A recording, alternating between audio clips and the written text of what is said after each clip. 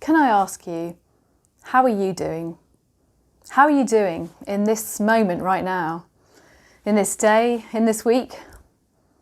I don't know about you, but I feel like I've experienced a year's worth of emotions in just a few weeks. I mean, can it really just be a few weeks since all this kicked in?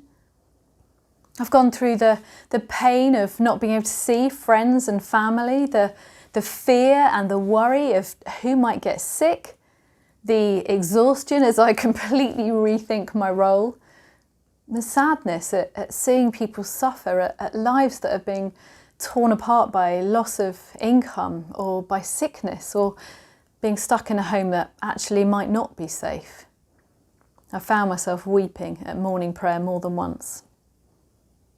Well, you know, I often find the Psalms a real comfort in difficult times. The psalmist just pours out his heart in so many thoughts and emotions in a range of different circumstances, and more than ever, I'm drawn to them now.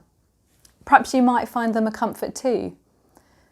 Sometimes I find myself being drawn to the Psalms of lament, at other times those that show frustration. And of course those of celebration too, because despite what is going on around us, God is at work in all this, of that we can be sure.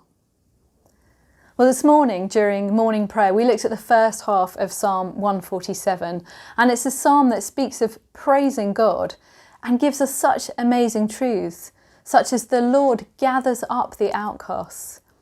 God heals the brokenhearted and binds up their wounds, lifts up the downtrodden, and the Lord, whose understanding is beyond measure.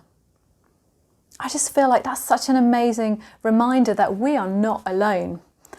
Whether we're isolated in our own homes, perhaps struggling with those we're isolated with maybe, whether we're working on the front line or we're just so bored, whether our mental health is suffering or whether we're enjoying the peace, wherever we're at, God knows.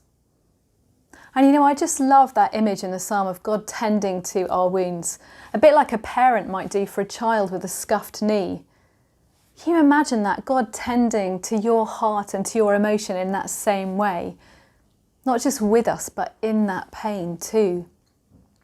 And that's what we just celebrated at Easter, isn't it? That Jesus bore our sin, our pain, took up our iniquities on that cross, and continues to do so today in that steadfast love that the psalmist talks about. And the psalmist sings his praises in this psalm, singing to God, knowing that these truths are so real to him.